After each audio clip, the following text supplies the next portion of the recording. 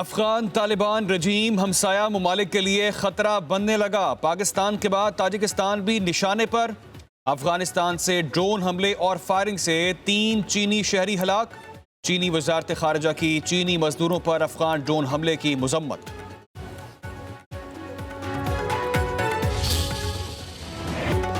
Washington में white house के करीब अफगान शहरी की फायरिंग, नेशनल गार्ड्स के 2 एहलकार जख्मी। हमलावर रहमानुल्लाह जख्मी हालत में गिरफ्तार। व्हाइट हाउस को लॉकडाउन कर दिया गया। सदर ट्रंप ने वाकया दहशतगर्दी करार दे दिया। कहा, फायरिंग करने वाला सजा से बच नहीं पाएगा, भारी कीमत अदा करना पड़ेगी। अमेरिकी सदर का वाशिंगटन डीसी में 500 इजाफी एहलकारों की तैनाती का हुक्म।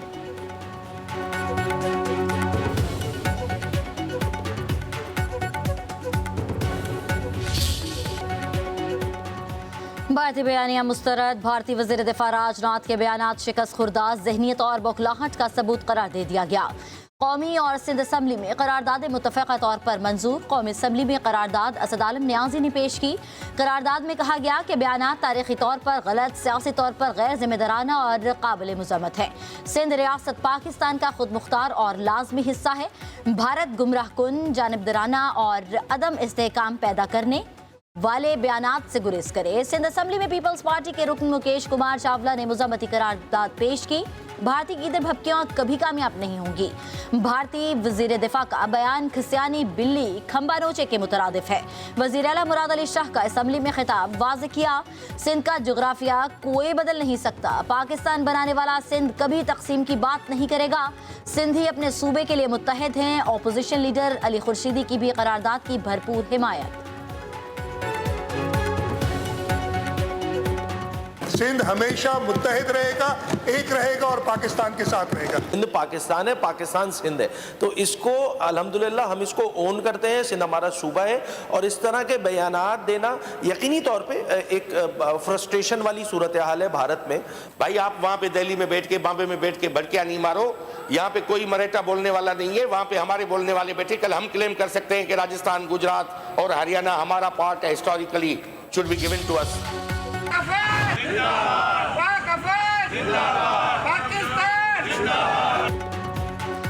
भारतीय वज़ीर दिफा के इश्तियाल अंगेज़ बयान पर सिंध भर में हिंदू बरादरी और मुख्तलिफ तंजीमों का शदीद एहतजाज। घूट की सांगड़ और ठट्ठा में रैलियां निकाली गईं। शुरका की भारत मुखालिफ नारेबाजी। सिंध को धरती माँ करार दिया। कहा, हिंदू बरादरी पाकिस्तान की वफादार है। भारतीय वज़ीर दिफा ने खित्ते के अमन को खतरे में डाल दिया। मुजाहिरीन का भारत से माफ़ी का मुतालबा। वाज़ेह किया, सिंध पाकिस्तान है और उसके दिफा के लिए हर तबका मुत्तहिद है।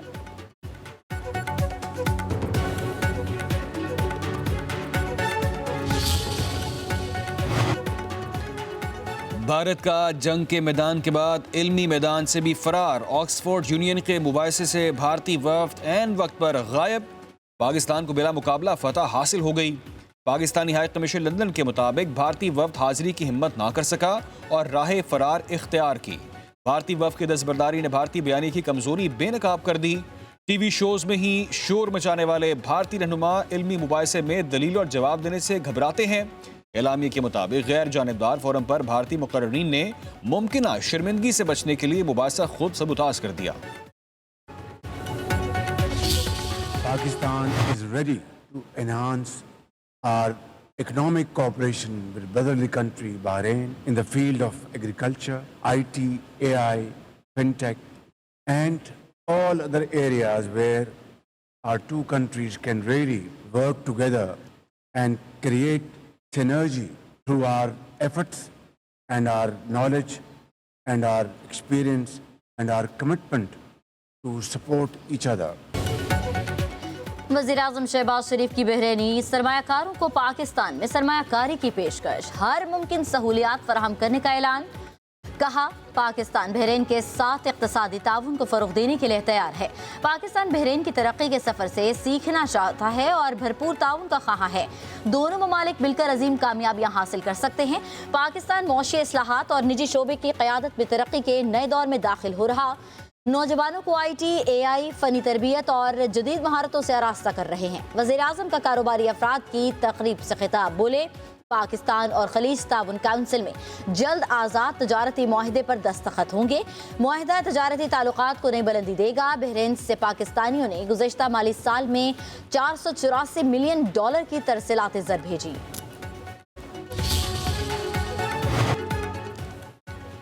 नायब वज़ीर आज़म इसहाक़ डार की बहरीन के वज़ीर ख़ज़ाना क़ौमी मईशत शेख सलमान बिन अल खलीफा से मुलाकात। पाक बहरीन वज़रा का दो तरफ़ा ताल्लुकात को मज़ीद मजबूत बनाने का अज़म।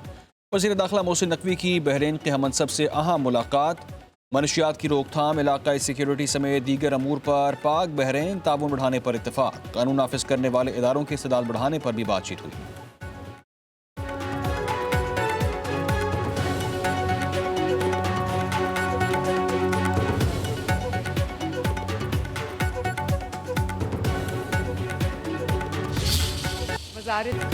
वज़ीर आला पंजाब मरियम नवाज ने खुसूसी तलबा के लिए खाने की फराहमी के प्रोग्राम का इफ्तिताह कर दिया।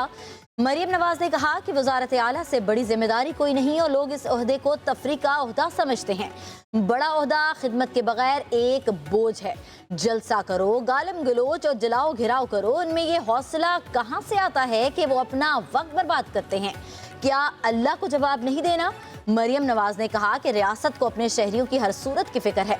सड़कें, सफाई, इलाज, तालीम, सेहत, इन तमाम चीजों की फिक्र है।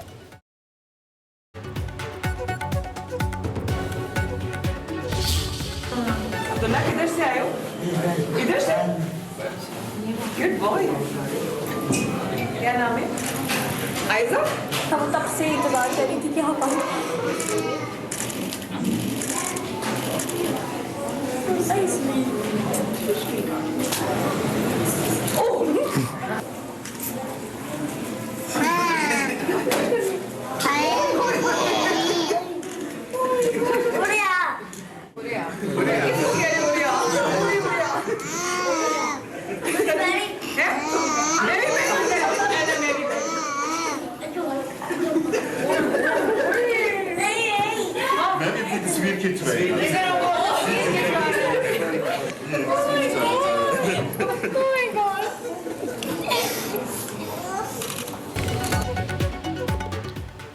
वज़ीर आला मरीम नवाज की centre of excellence for special education आमद। लंच टाइम बेल बजाकर सीएम स्कूल प्रोग्राम का आगाज़ किया।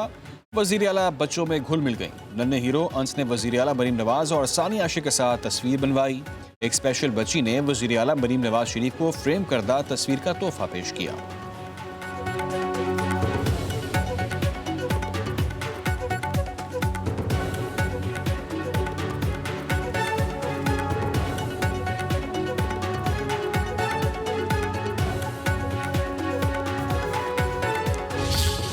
मैं नवाज शरीफ बोल रहा हूँ। मुझे जानते हैं कि नहीं आप जानते? जानते हैं सर। मेरा नाम कभी सुना है? हाँ जी, अभी सब पूछने वाली तो बात है। आपने प्लॉट के लिए अप्लाई किया तो आपको मुबारक हो, आपका नाम निकल आया कोरे में। आपकी अपने वाइफ के नाम से अप्लाई किया था या आपने किया था? हमने मेरी वाइफ को भी आईडी कार्ड दोनों दे के भेजे थे जहाँ अप्लाई करते थे ना हमारे रजिस्ट्रेशन में। जी सर, ठीक हो। और कोई पैसे नहीं तो बहुत मुबारक हो, पैसे भी आपको नहीं देने पड़ेंगे। पंजाब में बेघर अफराद के लिए अपनी जमीन अपना घर प्रोग्राम की कुरानंदाजी। सदर नून लीग नवाज शरीफ ने कुरानंदाजी का इफ्तिताह किया। कुरानंदाजी में प्लॉट निकलने पर नवाज शरीफ के खुशकिस्मत अफराद से टेलीफोन पर बातचीत। कुरानंदाजी में नाम निकलने पर मुबारकबाद दी।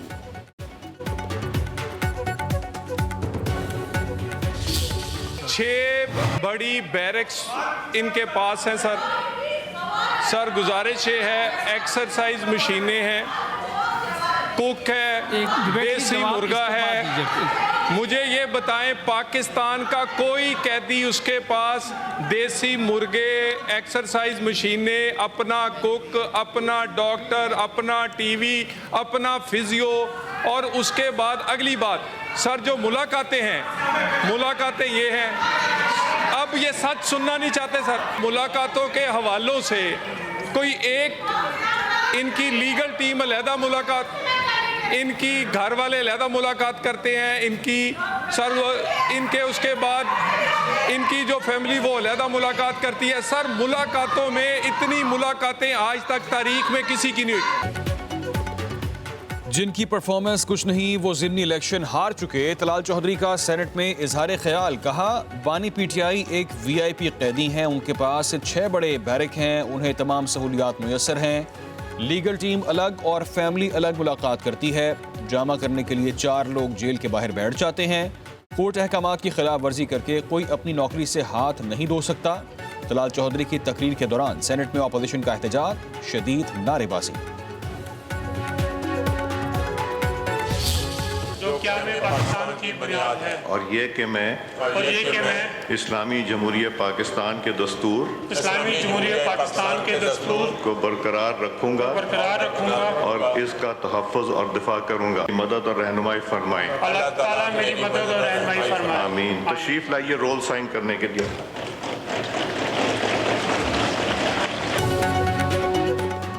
कौमी असम्बली के नुमुंतखब अरकान ने हल्फ उठा लिया। स्पीकर अयाज सादिक ने नए अरकान से हल्फ लिया।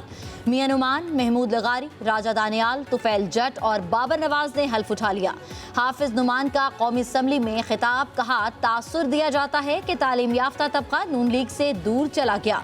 अवाम ने ज़िमनी इलेक्शन में अपनी अक्ल और इल्म को इस्तेमाल किया। कारोबारी तबका और आम हुकूमत से खुश हैं। अवाम ने जलाओ घिराव करने वालों को मुस्तरद कर दिया।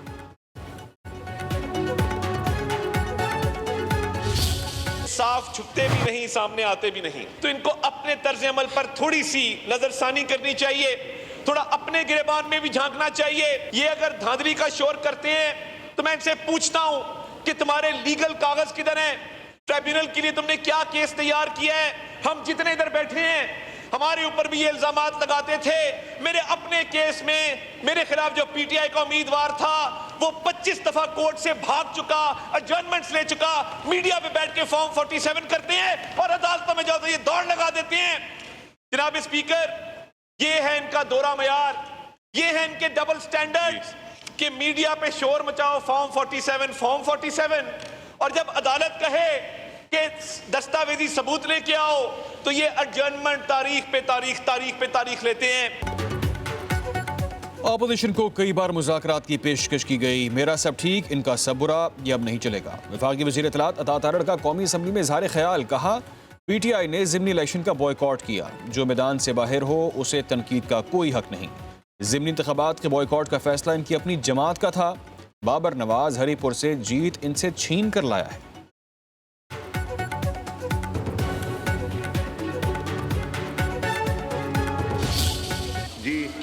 आफरीदी साहब का जी स्पीकर साहब, कोरम पूरा नहीं है, प्लीज काउंट बी मेड। कौमी असम्बली इजलास के दौरान अपोजिशन रुकन इकबाल अफरीदी की जानिब से बार बार कोरम की निशानदही। स्पीकर अयाज सादिक बरहम, इकबाल अफरीदी का ऐवान में शोर शराबा। स्पीकर कौमी असम्बली ने कहा गुज़िश्ता इजलास में भी आपने गैर मुनासिब बातें की, मैं आपके खिलाफ एक्शन लेते लेते रह गया। अपोजिशन अरकान का इजलास के दौरान शदीद एहतजाज और शोर शराबा। स्पीकर डाइस के सामने जमा हो गए।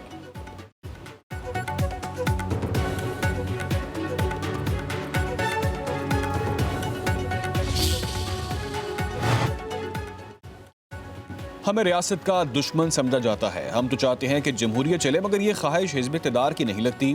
पार्लियामेंट हाउस के बाहर अपोजिशन रहनुमाओं की मीडिया से गुफ्तगू। बैरिस्टर गौहर बोले, हम नहीं भूले जब ये असम्बली के फ्लोर पर एक दूसरे को कातिल कहते थे। हमारी कोशिश है कि कानून की बालादस्ती हो। पाकिस्तान की बात आई तो हम हुकूमत के साथ खड़े थे, फिर भी ना जाने क्यों हमें रियासत का वफादार नहीं समझा जाता। असद कैसर ने कहा कि हरीपुर में वोट को बेतौकीर किया गया। पाकिस्तान की अवाम के पास अपना नुमाइंदा मुंतखब करने का हक अब नहीं रहा।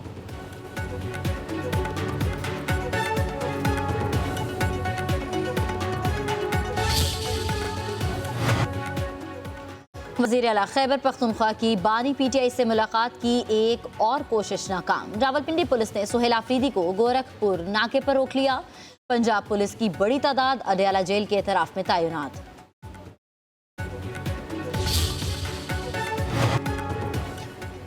वफाकी हुकूमत ने 5300 अरब रुपए करप्शन की। कौम का पैसा लूट कर बैरून मुल्क जायदादों में लगाया जा रहा है। वज़ीर आला खैबर पख्तूनख्वा सुहेल आफरीदी का पेशावर में university of engineering and technology में जॉब फेयर से खिताब। बोले करप्शन करने वालों से कोई सवाल क्यों नहीं पूछ रहा?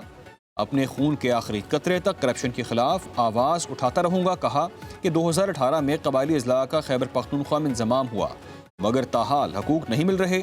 NFC में नाइंसाफ़ी के बायस सूबे को हर साल 400 अरब रुपए का नुकसान हो रहा है।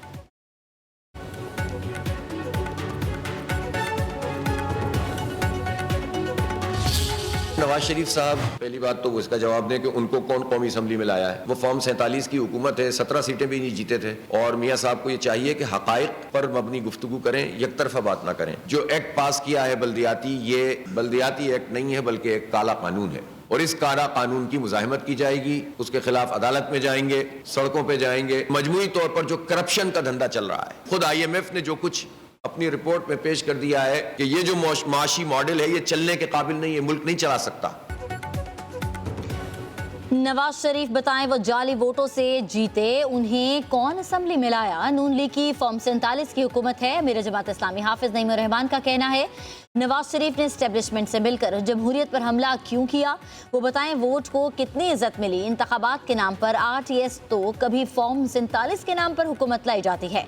27वीं तरमीम आइन के बुनियादी ढांचे पर हमला है। तरमीम के खिलाफ सड़कों और अदालतों में जाएंगे। अवामी मसाइल पर हुकूमत को मजीद इस्तेहसाल नहीं करने देंगे। बदल दो निज़ाम तहरीक को आगे बढ़ाएंगे। पीपल्स पार्टी कराची में करप्शन कर रही है, उसके खिलाफ आवाज उठाएंगे।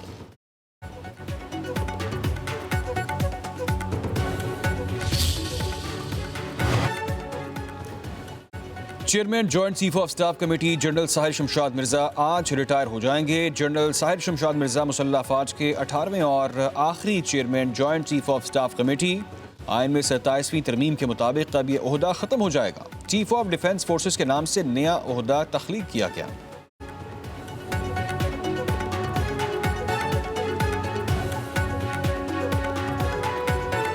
The world around us is transforming at a rate unimaginable, with profound impact on our internal and external challenges, ranging from perpetual hybrid conflicts to all-out war, for which our armed forces must be prepared with more cohesion, jointness, synergy, and unity of purpose. हमारी अफवाज को मरबूत हिकमत अमली से मुस्तकबिल की जंगों के लिए तैयार रहना होगा। Chairman joint chief of staff committee general Sahir Shamshad Mirza का अलविदाई खिताब। कहा हमारे इर्द गिर्द की दुनिया एक नाकाबिल तसव्वुर रफ्तार से तब्दील हो रही है। तब्दीली से हमारी अंदरूनी और बैरूनी आजमाइशों पर गहरे असरात मुरतब हो रहे हैं। ये असरात हाइब्रिड मुहाजराई से लेकर जंग तक मुहित हैं। मुसल्लह अफवाज के दरमियान हम आहंगी, मुश्तरका हिकमत अमली और ताउन को एक अहम ज़रूरत समझता हूँ, ना कि एक ख्वाहिश को।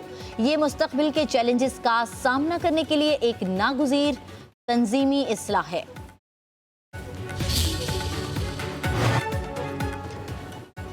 दायर इख्तियार से बाहर फैसला गैर कानूनी होता है। वफाकी आईनी अदालत के जस्टिस आमिर फारूक के केस की समाअत के दौरान रिमार्क्स। इनकम टैक्स केसेस में सिंध हाई कोर्ट के आईनी बेंच के स्टे ऑर्डर के खिलाफ निजी बैंक की दरख्वास्त मंजूर। सिंध हाई कोर्ट के आईनी बेंच का ऑर्डर कलअदम करार। वकील फैसल सिद्दीकी ने दलाइल दिए। इस केस में आईनी अदालत के पास ऑर्डर पास करने का इख्तियार नहीं। जस्टिस आमिर फारूक ने रिमार्क्स दिए कि आपका केस आईनी बेंच के पास था। जब ये ऑर्डर पास हुआ तब 26वीं आईनी तरमीम नाफिजुल अमल थी। आईनी बेंच रेगुलर मुकदमात भी सुनता था। जब कानून बना तो वाज़ेह हो गया कि आईनी मुकदमात आईनी बेंच में जाएंगे, दूसरे केसेस रेगुलर बेंच में जाने चाहिए थे। जब एक अलग निज़ाम बन गया तो उसका कोई ना कोई मकसद तो होगा।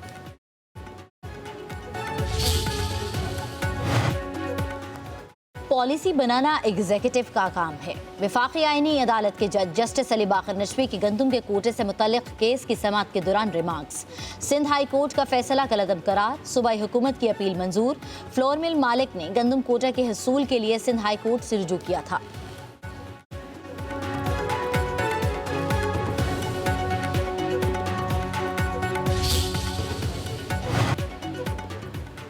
हमने डिक्टेटरशिप के दौरान आंख खोली, अब तो जजेस भी नहीं रहे। इस्लामाबाद हाई कोर्ट के जस्टिस मोहसिन अख्तर क़यानी के जामियात में BPS असातिज़ा की प्रमोशन से मुताल्लिक़ केस की समाअत के दौरान रिमार्क्स। कहा असातिज़ा को अच्छी जगह पर होना चाहिए। यहाँ पर ऐसे असातिज़ा भी हैं जिनको 17-18 साल मुस्तकिल नहीं किया गया। जब असातिज़ा खुद मायूस होंगे तो तलबा पर भी उसका असर पड़ेगा। असातिज़ा और तलबा ने भी मुल्क का दिफा करना है। यूनिवर्सिटी के तलबा ने ही आगे जाकर कमांड करनी है। मुल्क के दिफा का एक बेहतरीन नमूना हाल ही में देखा गया।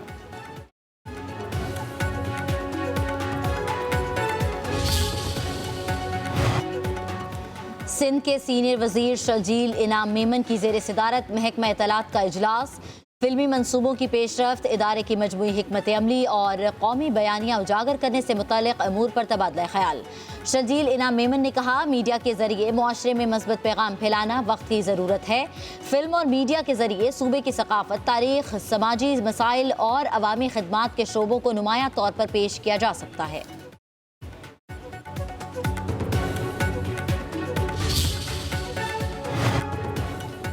पंजाब में ट्रैफिक कवानीन की खिलाफ वर्जी पर जुर्मानों में इजाफा। सिग्नल तोड़ने पर मोटरसाइकिल सवार को 2000, कार सवार को 5000, कमर्शियल गाड़ियों को 15,000 रुपये जुर्माना होगा।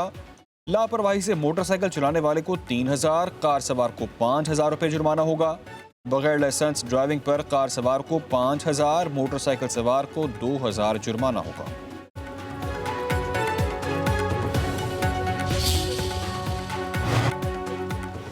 पंजाब में पेट्रोल मोटरसाइकिल रिक्शे की प्रोडक्शन पर पाबंदी लगाने का फैसला। वज़ीर आला पंजाब मरियम नवाज की ज़ेर सदारत इंसदाद स्मोक के लिए काबीना कमेटी का इजलास। सरकारी इदारों के लिए सिर्फ इलेक्ट्रिकम, हाइब्रिड गाड़ियां और इलेक्ट्रिक मोटरसाइकिल खरीदने का फैसला।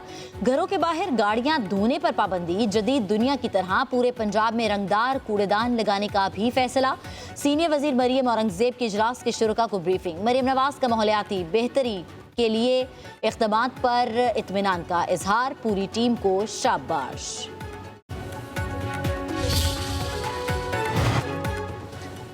पंजाब की फिजा बदस्तूर आलूदा। लाहौर दुनिया के आलूदा तरीन शहरों में दूसरे नंबर पर। Air quality index 395 record.